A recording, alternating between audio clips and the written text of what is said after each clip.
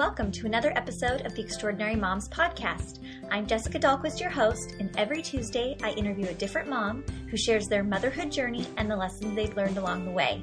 If I've learned anything from interviewing such a wide range of moms, it's that no two extraordinary moms look the same.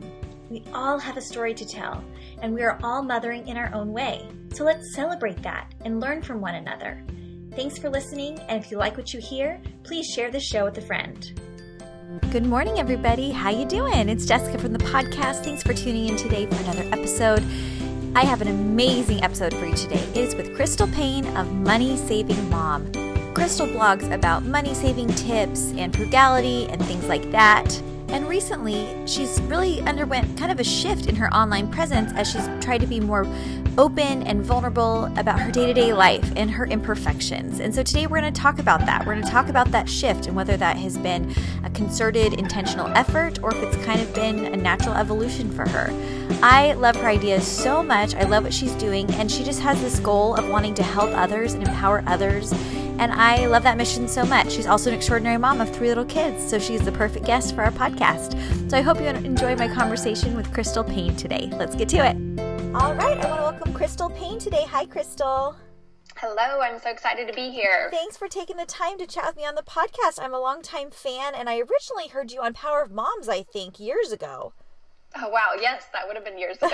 But then you were on a little bit more recently, I think, too. But I've just been following along and have loved what you've done with your blog and everything. And since following you on social media, I feel like I've gotten a different impression of you as well in terms of more who you are as a person and as a mom. And that's really why I wanted to chat with you on the show today. Well, I'm so excited to get the opportunity to talk about motherhood because it is something that I don't blog about very much, Sure. But I get to share a little bit on social media, and so it's always fun when I get the opportunity to kind of share directly to moms. Yeah, go a little more in depth with that aspect of your life because I know that's very important to you, but if your blog's not focused on that, it's kind of hard to mix that in and incorporate how do I do that if it's not really part of my brand? Yes. Yeah, I totally get it. So for people that aren't familiar with Money Saving Mom, you are the Money Saving Mom.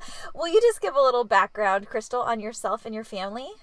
Absolutely. So my husband and I have been married for 14 and a half years. We actually met when we were 9 and 10. And so we were kind of childhood sweethearts. Cute. And we, soon after we got married, we knew that my husband was planning to go to law school. And so that has been a big part of our journey and what really launched Money Saving Mom, even though at the time we had no idea what was in our future. So 6 months after we got married, we moved away from our family and our friends and the town that we had always known and moved to Topeka, Kansas, and he started going to law school. And we had set this audacious goal that he was going to go through law school and we were going to stay out of debt. So quickly, the rubber met the road, and we had to figure out how we were going to keep a roof over our heads and food on the table. So I come from a family of 9, and I was homeschooled, and part of my home ec was to do the cooking and the menu planning, the grocery shopping for our family for 2 years. And so I have a lot of real life hands-on experience, but it was fun to really take it to the next level in our little basement apartment on our beans and rice budget. And so I did that and learned about playing the drugstore game and learned really how to maximize the mileage of our money. And I had started this little mommy blog because I wanted to be a stay-at-home mom, and I was trying to figure out a way to earn an income from home. So I was dabbling in a lot of different things. So I started this mommy blog because I'd heard that blogging was a way that you could make some money, and I was trying to figure out how to do that. And I said on there one day about buying all their groceries for $17 that week, and people just started coming out of the woodwork saying, oh my goodness, how on earth did you do that? And I realized that there was just a huge interest in grocery tips and how to save money on groceries and how to catch a grocery bill. So I started blogging on that mommy blog about that and just realized that there was a need to start a blog really dedicated to the topic of saving money, and really specifically ways that moms could save money in the middle of their busy schedule. So in 2007, I started Money Saving Mom, and that was, my husband already was graduated from law school at that point. We had our second baby, and I just thought it was going to be this little side thing that I did. Well, within a year, it had turned into a full-time income for our family, and a few years later, then we decided for my husband to come home full-time, and that is what we do. And so we never could have envisioned that this small little side thing that I did, inspired through the lessons that we learned in law school, was actually going to become our family's full-time income. So it's pretty cool. Oh, I love that. We went through law school as well, so I understand the penny pinching mindset and aspiring to no debt, but to really make that happen, it's hard to know the tools. And what I love is you took something out of necessity, turn it into a passion, and then really now you're able to educate others. And so if there's somebody listening at home that maybe just has a passion for something and they've, researched it themselves and they have their own methods that are tried and true, you can do something with that. You don't need to go to school for it. You don't need to be quote unquote an expert because of your book smarts. It can be your own personal experience that really adds value to other people's lives. Yeah, I think that's what people are really craving for. They aren't necessarily wanting to know, give me the 10-step plan, although those can be valuable, but really they are craving story. And so I feel like our story gives people hope, because it wasn't like I set out with this marketing degree. I mean, I didn't even go to college, and it wasn't like I had this background where I'd done a lot of these types of things. I was just self-taught, and really just the desire to be able to be a stay-at-home mom, and the desire to be able to inspire other women and share our journey. And I never could have dreamed what it would lead to. Yeah, you're right. It is about the story. It's kind of like parenting experts that don't have kids, right? It's really easy to say, like, how to discipline your children, how to do bedtime when you don't have actual kids, right? Or if you're pregnant with your first and you're like, okay, my kids' noses are always going to be wiped. They're always going to have their hair combed, all of those things. And then you have your kids and you're like, well, that's obviously out the window a lot of the time. But it's so relatable to be like, I've done this. I've done the hard work, and it's not perfect, and it can be messy, and there is a learning curve. But I did it, and you can too. And I think that's why it just resonates with so many people, don't you think? Yeah, I really feel like for me, knowing that I wasn't someone who did really well in school, or wasn't someone who would have been seen as most likely to succeed. And so I feel like if I can be successful at figuring out a passion and a profession and how to meld the two together and do something that I really absolutely love, but also is impacting so many people and providing an income for our family, I feel like if I can do it, anyone can do it. Oh, that's so encouraging. Tell me about early motherhood for you. What were those early days like? And then how did it work with you also trying to put effort into saving money and things like that?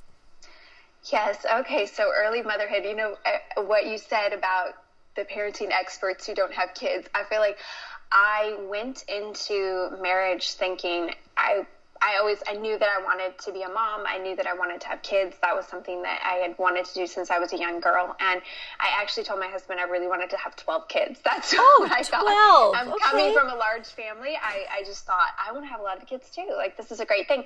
And I had spent a lot of time around kids growing up. Not only, I am second of 7, and so my youngest brother was born when I was 17. And so had a lot of experience with just my younger siblings, but then also I worked as a nanny for different families. I babysat a lot, and so I had cared for many, many, many little kids. And so I kind of went into motherhood thinking, I kind of got this. Like, I know how this works, and it's hard, but it's good, and I got this.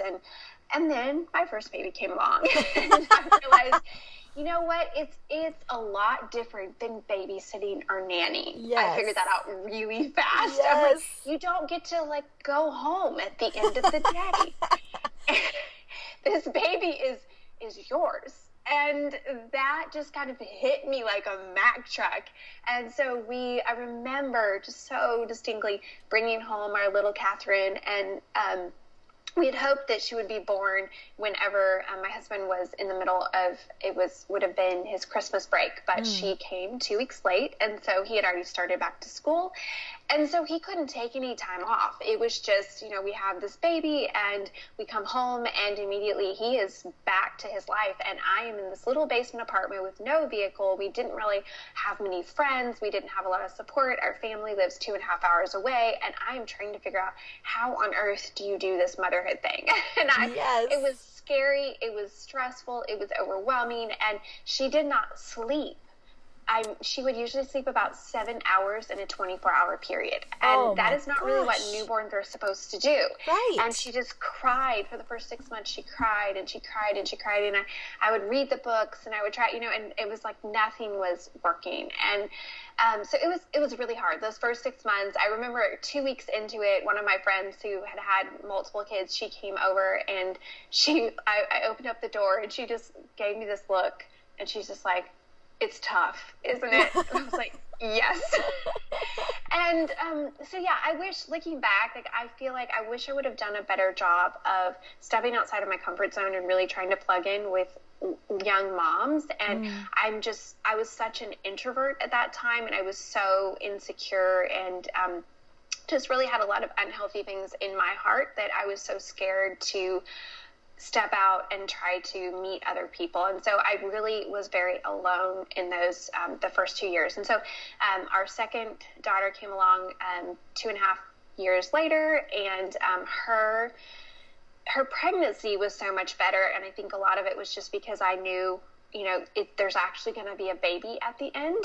And so there's something very fulfilling about knowing that it's just not 9 months of torture for nothing. Sure. So her pregnancy was better, but then I did struggle with a lot of health issues during her pregnancy. So that was harder, but I feel like my attitude overall was better. And then after she was born, we kind of hit one of the lowest seasons of our married life. My husband was out of law school, but financially we didn't hardly have any money in the bank, and he lost his job that we were kind of banking on was going to be his great starting job out of law school. And we ended up having to move, and he got a position that he really hated, and we still only had one vehicle, and then he was gone for long hours. And so I'm home with these, 2 little kids and trying to figure out this motherhood thing still. And how do you do 2 kids? And it was just hard. And I look back on that season of life and just think, I really am not sure how I made it through, but I did. But it was hard. And my heart just goes out so much to young moms who especially don't have a good support system, because I didn't have that, and I fault myself for that, but I just didn't know where to turn and how to make that happen. And so it was hard, but it was also, there's so many beautiful moments, and we look back at that season of life and it was so simple, and we didn't have a lot of money. So we had to figure out how to have fun and enjoy life without any money, thanks to the library, thanks to free things in our area and all that. But anyway, so then I had my third child. He is 22 months.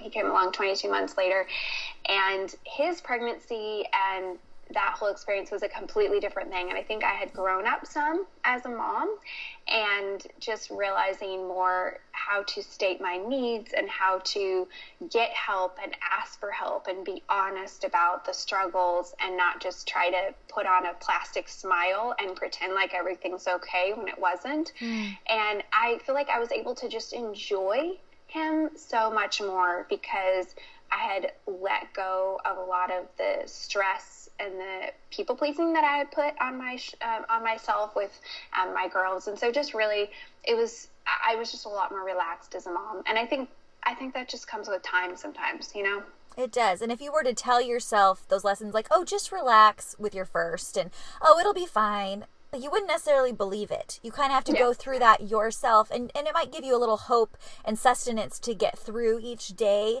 to hear those reassuring words.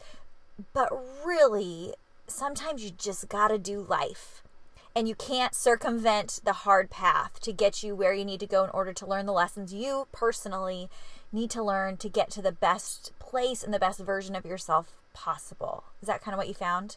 Yes, absolutely. I think that it's those hard seasons that they really refine you and really mature you as a mom. And I just don't think that anyone can go into motherhood and just have it all figured out and be all prepared. It's just it doesn't happen. No, I agree. And even by your third, your circumstances weren't tremendously different than with your first, but your perspective was really different. So what would you tell the mom that is with that first baby and with your third baby perspective, who's really struggling through the hard stuff? I think the biggest thing that I would encourage women is to be more honest about your struggles. And I think I didn't even know how to really even be honest with myself, because all of my life I'd kind of been really good about putting on this persona of perfection. So I didn't even know how to be honest with myself. And I wish that I could just go back and shake myself and be like, this is really hard. This sucks. Like, be honest. Just tell somebody that, just be really, really honest that this is really hard. But when people had asked, how's it going? How you doing? I could just always be like, it's great. It's great. Like, I found our Christmas letter that I had written, one of the few that I ever wrote. And I found it was when we just had our daughter. I think she was a year. And I read it and I was like, seriously, woman, you make your life sound like it was so glamorous, and this was a really hard season. Wow. But, and I just wanted to shake that woman and just be like, you could have just been like, it's been tough. It's been an adjustment, but just, so that's really an encouragement that I would give to moms is it's okay to not have it all together. It's really okay. It's really okay. All moms have very hard days. I mean, just this morning, I was having a very hard day, and I was thinking, I'm going on the Extraordinary Moms podcast, and I do not feel like an extraordinary mom. We all have hard days. Yes, no, we totally do. We totally do. And I think there's different ways to view those days of weakness or our personal weaknesses. And sometimes we face them and share them with, or don't share them, with a lot of shame. But I think there's tremendous bravery and strength also from sharing those same exact experiences. It's just a matter of how you think about them. So if you're saying, I'm really struggling with the baby thing, like I'm just not feeling it. It's so hard. I'm so drained. I feel resentful. I want to go back to work. Whatever it is that you are feeling guilty about or vacillating with, sharing that is not a sign that you are weak or that you're a bad mom or anything like that. It's actually a sign of strength that like you identified it and you're going to do something with it, whatever it is. And sometimes you can't change your circumstances, but you are able to do something with that. And I think that's really brave. Well, I think then it also opens the door for really authentic relationship, because if you act like you have it all together, then I feel like you kind of put up this wall that no mom feels like she can ever share honestly with you if she's having a hard day, because she feels like you don't get it because your life was just all roses and rainbows. You know? So if you're honest, then you go first, and then it gives her the open door to feel like she can also share with you, and it can just really pave the way for these beautiful relationships where you're being authentic and you're both in the thick of the hard and the mess, but you are sharing it together. And there's just so much strength that comes when you know that you're not alone. Sure. Oh, we talk about that so much on the podcast, and I could not agree more. So when you were in the phase, and even up till recently, when you were in the phase of trying to put on this, I have it together, put a smile on, I have it all kind of facade in a way, what was the thing that helped you to get past that, where you were willing to share? And how did you overcome any insecurity that you might get some backlash or some feedback that you didn't like? That's a really great question. And I think it's kind of been a slow and gradual process. And I see myself as becoming more and more authentic and kind of coming into my own and finding my real true voice, not the one that I think people want to hear. because I feel like for the longest time as a blogger, especially a blogger who started when blogging was a very new phenomenon, it's easy to kind of create this persona online of who you think you're supposed to be.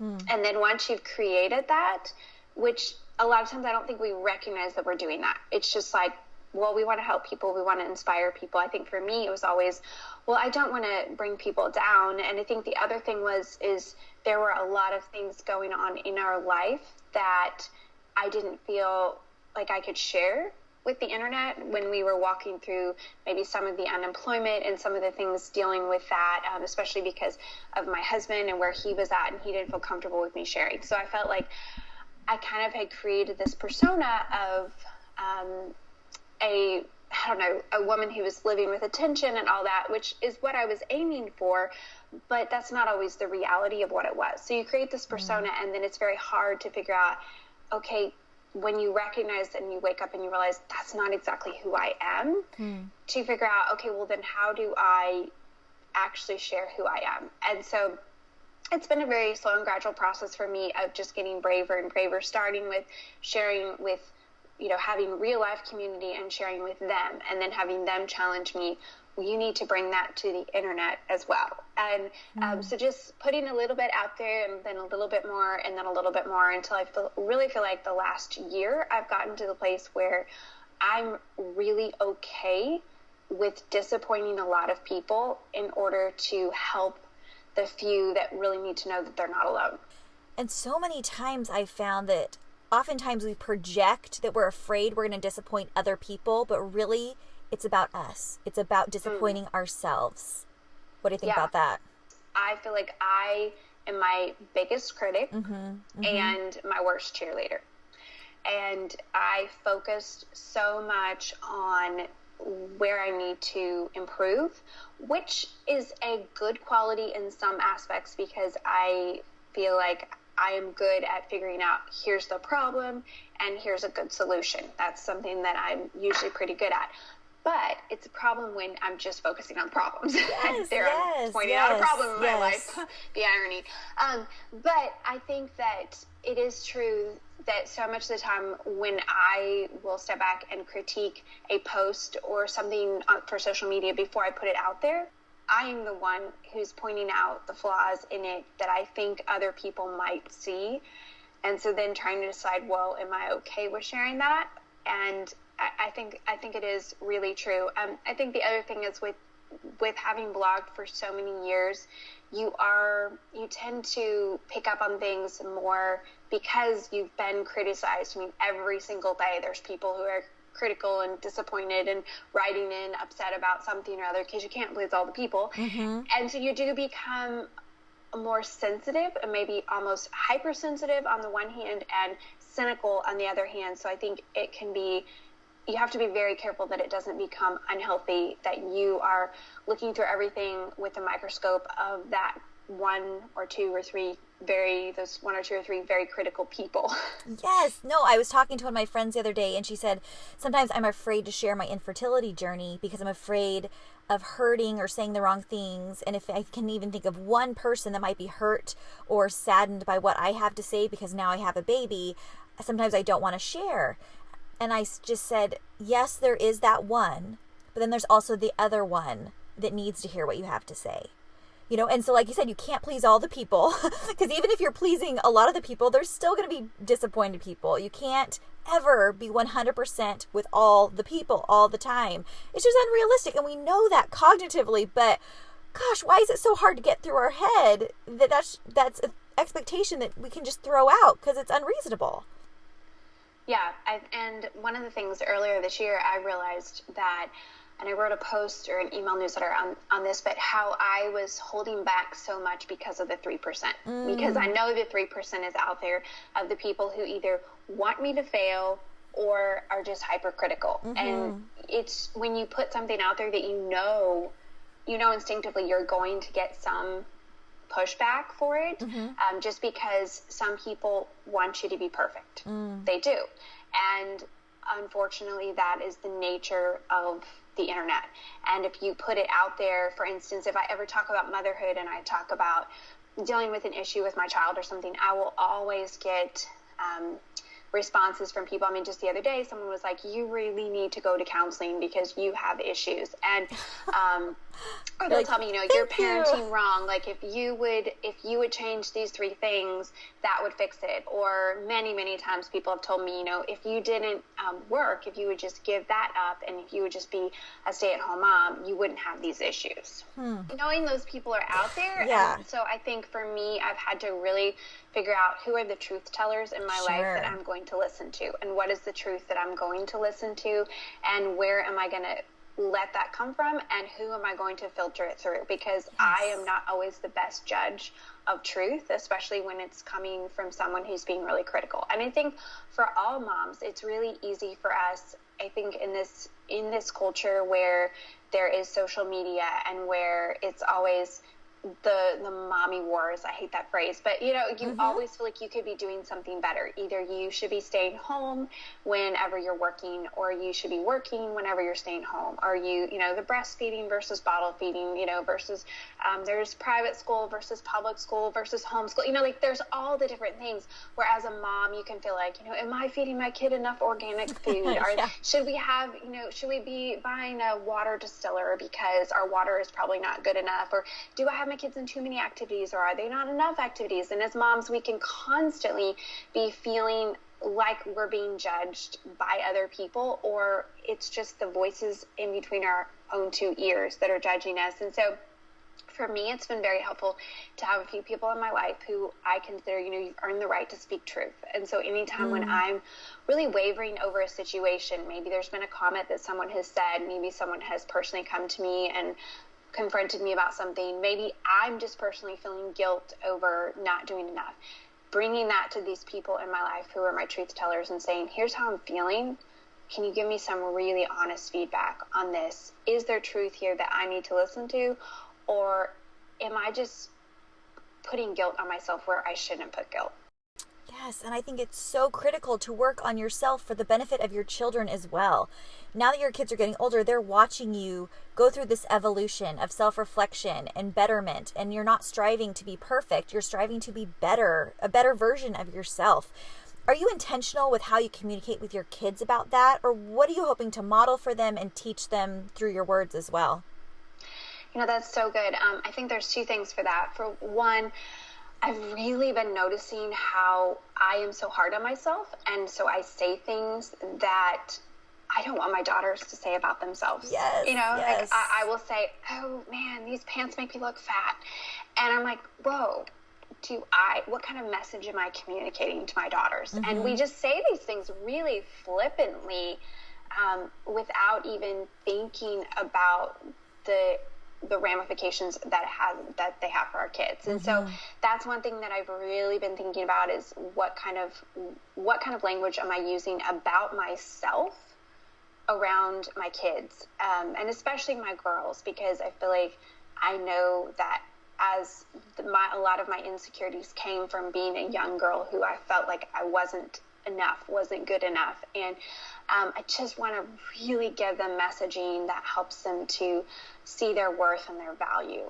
So that's one thing. And then the second thing for me is we just had a conversation this week, and this is really raw at this moment, and I haven't processed it through as far as like, how does this play out? But my kids, we were talking about the fact that they know that on social media I've been sharing a lot more honestly about our struggles and parenting struggles, motherhood struggles. And one of my things is that I will never name a child in a negative way. So if I'm sharing about a situation, I'm never going to give enough details that anyone would know who it was.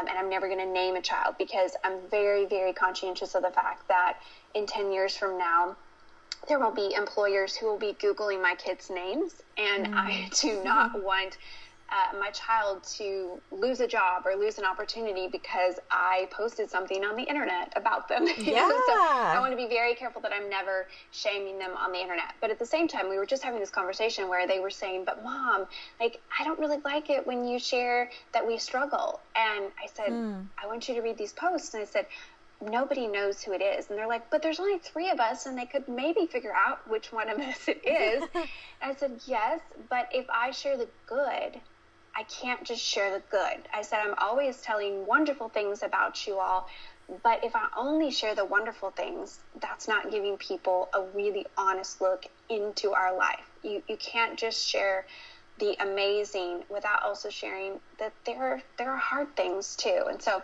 I don't have the answers on this. I don't know if I'm working that out well, but that's the reality of something that I've really been thinking about a lot, is how do you navigate that, especially with social media, especially as my kids are getting older. How do I navigate that well so that I'm not in any way shaming my children or making them feel uncomfortable, but I'm also giving the honest look into our life and where we're at. Well, let me know when you figure that out. That's the $1 million question. That's your next blog series. It is so hard.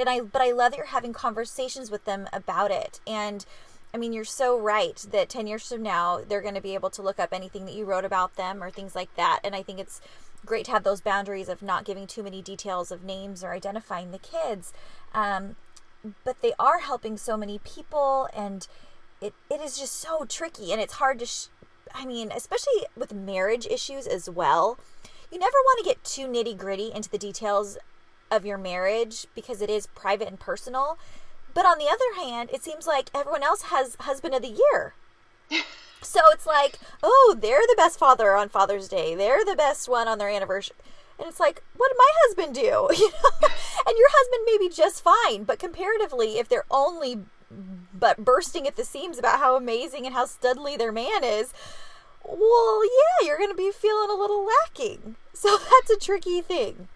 Yeah, it is. And I think one of the things for me that I have done that's, I feel like at least it's a good, I hope that it is a good thing to do, is that just if I'm going to write a post where I feel like, especially for our marriage, where I'm going to be talking about, my husband and I had an argument, or we were struggling with this or whatever, I always have my husband read it. If there's any kind of check in my spirit of like, I'm not 100% sure that he would be 150% good with this, always having him read. So if it has anything to do with him, I just always have him read it before I post it. And that's been helpful. And I do that for my kids as well. If there's anything that I'm sharing about them that I feel like they might want to have a say in, which is most everything I share about them, right. then I ask them to look at it first. And so, for instance, my oldest daughter, she's 12, and she doesn't really like me to share much about her on the internet. So I try to really be very,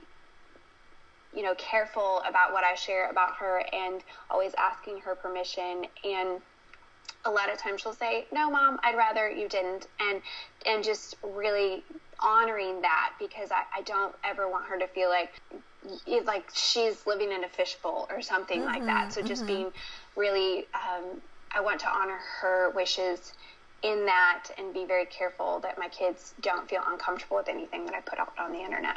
Yeah, no, that's such a great point. And there does come an age where there's that shift, right? Like maybe your son still doesn't care as much because he's younger, but your daughters are starting to get to that phase. And then their friends might find you online, and then they say, oh, I saw a picture of you, when as a baby. My mom is so funny. She'll post birthday pictures on our birthdays, like on Facebook, but it will be like our first birthday or whatever. And I'm fine with it. I think it's funny. My brothers, on the other hand, are like, Mom, like, I'm 28 years old. Like, stop putting baby pictures online. That's so embarrassing. To my Jeffrey, I love you so much. You're the best. And so everyone just has a different sensitivity. So I think keeping that open conversation with your kids or your husband or whoever that you're going to share with the public, just having that open dialogue and respecting those boundaries. I think that's really all you can do. Yeah, well, and I think also one of the things for me has been to really think about what I share about other people. So I'm very careful about I don't share a lot of pictures of other people in our life, just because some of our friends don't feel comfortable with that, or I just want to respect their privacy. And I also don't want it to be like, we're having you over and then I'm documenting this so that I can put it on the internet. Yes. I feel like it's really important that there are a lot of spaces in our life that aren't shared with the internet. Sure. And I think just, figuring out what those boundaries look like and what that looks like for your family, and just deciding ahead of time on that has been really helpful. So then you can just breathe a sigh of relief, like, these are our boundaries, and we just stick with that. Yeah, and having those boundaries ahead of time, so you're not making those kind of gut decisions that may or may not be right in the moment. I think that's super wise. And so as public as you are, is there anything people would be surprised to know about you, Crystal? Oh, that's a great question. I think that now that I've been doing Instagram stories, I feel like I am able to share more of my personality than people usually will get through my blog post, especially. And so live video has really been an interesting thing for me to do. When I started Periscope, 2 years ago, I started doing Periscope, I think it was, and when it was kind of new on the market. And there were a lot of people who wrote in and said, I've been following your blog for 8 years or 10 years, and you are a completely different person on live video than I ever expected you to be. And so, interesting. So that's been very interesting to me. I think that I have a much more quirky personality, and I think that's what's given me the freedom to be more authentic, because I think getting on live video, you can't just have it all together. You can't have it all perfect and perfectly curated, whatever. So I think live video has really challenged me outside of my comfort zone to be more brave, to share more openly with the world. So that's been good for me. I love that. I was cracking up when you took your daughter to that competition a few weeks ago, and the sheets that you found out at the end were biodegradable or recyclable or whatever. And you're like, why are these sheets like nothing? This is crazy. I don't know if I could have slept there, Crystal. The things we do for our kids, I know, and it's a memory, and you'll look back and laugh and have that bonding week with your daughter, and that's just so sweet. But yeah, the sheets, come on. But I love that you shared that. Paper towels. Yes. We were sleeping on paper towels, and they felt like it. So. That is crazy. That's crazy. I just love that. And so you recently also launched a course or an ebook, or what did you just launch? So I actually launched an entire new site called yourbloggingmentor.com, and we launched that a few months ago, and I have a huge, big vision for it. And we also simultaneously launched Your Blogging University, and so I am going to be releasing a series of beginner courses. I think it'll be about 14 different specifically topic beginner courses on how to set up your blog, and how to set up your social media, and how to be successful as a blogger, and how to monetize your blog, and how to get traffic, and just all of the things that you need to know to be a successful blogger. And so we're launching that over the course of the next year. So we launched a small course as kind of just a test run to make sure that all of our systems were a go, because we set up this huge back-end system in order to pull off all these courses, and that went really smoothly. So we are on the cusp of getting ready to launch our first $37 course, which is a full-fledged course, and that one is going to be on basically how to set up your blog, how to set up your social media, and all the things you need to know to go from no blog to getting your blog off the ground and running. That's so awesome. So do you think it's still, I mean, obviously you do, but think it's a good time to start a blog from scratch at this point? Yes. So obviously I would not be starting a site on blogging if I didn't believe in blogging, but I think that the market has changed so much. And when I started blogging over 12 years ago, there was no social media. So it's kind of hard for us to imagine a world without social media, but we had blogs, and we left comments, and we emailed people. That's what we did. And now it's just changed so much with social media. And so I feel like your blog is still the hub. It's kind of the hub from which all of your online presence stems from, but you can't just have a blog. And if you want to make a full-time income blogging, you're also going to have to explore some other things, like having an email list and doing social media and different things like that. So I'm going to really be teaching people how to do all the different pieces, how they work together, and then how to figure out what works for you. Because I don't think you need to do all the different social media. I don't think you have to do all the things, but I think you need to do a few things and figure out what those things are, and then do them really well. I love that. And so it's not an outdated version of how to blog. It is based upon what we're dealing with in today's climate with social media and things like that. I love that. That's going to be an awesome course. Where can people find that? So if you go to yourbloggingmentor.com, that's what I would recommend if anyone is interested in blogging or you are a blogger. We have a cheat sheet on there called 10 Ways to Make $100 with Your Blog. And I'm really trying to target new and beginning bloggers as I'm getting this off the ground, because I really want to help people from the get-go. So to lay a really strong foundation. And then eventually over the next few years, we're planning to launch more stuff for intermediate and advanced bloggers. But one of my heartbeats is just to really help women who have a passion for something and they want to make a difference in the world, but they just don't know how, to really come alongside them and hold their hand and walk them through and show them how, and just really give them the tools and the practical steps to make that happen. And so it's something that people have begged for me to do for years and years, and I finally just have the capacity in my life that I can actually do this. So I'm really excited, and I'm especially excited because we thought about doing like a big course that was just how to blog, but we felt like that could become so easily outdated, and also the pricing on that could be so unreachable for people who are just beginning bloggers. And so that's why we decided to do smaller courses that were on specific topics, so that you can kind of pick and choose which courses you need. And then also it's much more affordable because they're all just $37 each. Oh, I love that you're making it accessible for people just to get started and test it out. You know, some people might not be sure if they want to commit to the full-blown blogger life, but to be able to just kind of start and get some knowledge, this is a great resource. Good job, Crystal. Thank you. I'm really excited about it. It's been so fun to kind of do something new. I feel like I have been doing the same thing for a very long time. So it's been fun to kind of pivot and get to start something fresh and new. And I feel so much excitement about it. Yeah. Oh, that's so awesome. Good for you. That's amazing. And so is that what's coming up next for you in the upcoming future? Yes, so we have a lot of things coming up because I never lack for ideas. I just lack for time. So don't we all? But yes. So we're working on the next few courses for that. And then also I'm going to be doing some new courses that are more targeted to moms and to women who aren't necessarily bloggers. And so I have one that I'm working on. I'm hoping to launch around the middle of August. That's called Say Goodbye to Survival Mode. And that's based upon, I wrote a book a few years ago called Say Goodbye to Survival Mode. And this will be kind of an extension of that, but it's going to be very practical tips for, you know, confronting the overwhelm and just living with more passion and purpose. I love it. Will you follow up with me when that comes out? That would be so fun to have you back on to talk about that. That's awesome. Thank you. Crystal, this has been such a joy to talk to you. I always ask my guests one final question, and I'm really excited to hear your answer. And it's this. What would you tell your pre-motherhood self? What would I tell my pre-motherhood self? Oh my goodness, there are so many things that I could tell my pre-motherhood self. But I think that the biggest thing that I would say is you are enough. I feel like that I went into marriage and motherhood feeling like I wasn't enough in any area.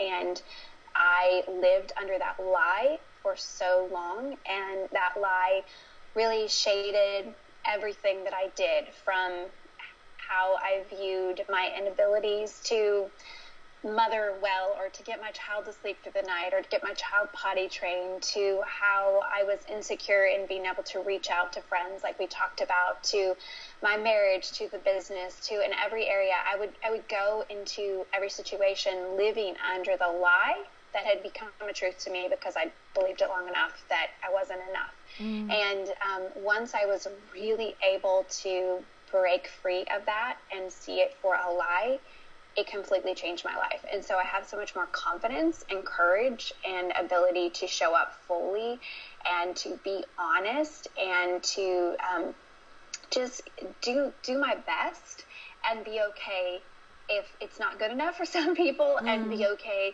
if it's not as good as other people could do, because my best is the best I can do. And so just recognizing my gifts and my talents and how God has wired me, and resting in that and not feeling like I need to be chasing after what everyone else is doing. And so I think if I could go back, I would just say, believe the truth that you are enough. I love that so much. Crystal, where can people find you online? So my blog is moneysavingmom.com, and I think if you want to see more a behind the scenes or hear more of my thoughts on motherhood and my everyday life and journey, the best place to follow me is on Instagram. I am the Money Saving Mom on Instagram. Love it so much. Thank you so much, Crystal, for taking the time to chat with me. Thank you so much for the opportunity. It's been so fun. Have a great day. You too. Wasn't that such a great conversation with Crystal? If you don't already follow Money Saving Mom online, you definitely need to check her out, especially if you're looking for some money saving tips, couponing, things like that. She gives great deal ideas every single day and works so hard at her blog. So check out moneysavingmom.com. And on social media, you get another little taste of her with the other side of her life, which is the real mom side and the day-to-day life side, which I love as well. So Crystal, thanks so much for sharing your motherhood journey with us. It was such a pleasure talking to you. So if you are interested in starting your own blog, definitely check out her mentoring website. Sounds so awesome. What a great resource for new bloggers. If you don't already do so, you can follow me on Instagram at Jessica Dahlquist3 or on Facebook at Extraordinary Moms Podcast. And then over on our website at extraordinarymomspodcast.com, you can find all the information we talked about today, pictures of Crystal and her family, and all past episodes. So you can dig back into the archives if you're new around here and listen to other episodes. And I would love it if you'd leave a rating or a review for the show. It really helps other moms to find the show. So thanks so much for doing that. I want to thank our show sponsor today, which is Prep Dish. Prep Dish is an online meal planning service. Every week you get an email in your inbox with not only recipes, but a grocery list. Talk about the time saving that a grocery list provided to you saves. So especially this summer when you're going every which way and dinner is the last thing on your mind and you're tempted to drive through somewhere, don't do it. Plan ahead, prep your meals a little bit ahead of time at the beginning of the week, and then you can put together healthy, well-balanced meals that you can feel good about for your family. And I love the novelty of new recipes as well. Allison over at Prep Dish is a fabulous chef, and she has created the most delicious meals that I know your whole family will love. And not only that, it caters to families and people with dietary restrictions. So there's paleo, gluten-free options that really help support all types of diets. So if you want to try out Prep Dish for absolutely free for 2 weeks, go to prepdish.com/lowercase-e-m for Extraordinary Moms, and you can try it for free, risk-free, 2 weeks. How about that? So thanks Prep Dish for sponsoring the podcast. We really appreciate it. Guys, I want to thank you for tuning in every week. It means so much to me. We're going to have a personal episode this Friday talking about the way you see yourself and how to change the way you see yourself if how you're viewing yourself currently is not serving you. It's something that I've really been working on in this past year, and so I want to share what's been working for me in hopes that it might help to encourage and inspire you to make some positive changes about your self-talk as well. And then next Tuesday, we have an amazing episode with Julie Lundgreen of So Canary. She is an awesome mom who's kind of struggled with her role as a mom from time to time. And so she really opens up about that very vulnerably. And I know, at least for myself, I could really identify with a lot of what she was saying, and I know you will too.